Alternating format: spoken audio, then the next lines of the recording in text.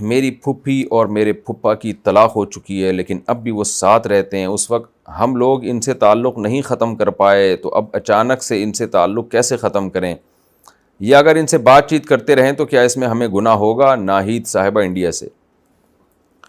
اگر واقعی 3 طلاقیں دے چکے ہیں تو پھر ان سے تعلق ختم کر دیں، کیونکہ یہ بہت بڑا جرم ہے اور اسلامی حکام کے ساتھ مذاق ہے یہ۔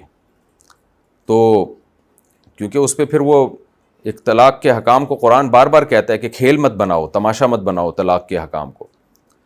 قرآن میں جہاں بھی اللہ نے طلاق کے حکام دیے نا، وہاں یہ کہا کہ اللہ کی آیات کو مذاق مت سمجھو۔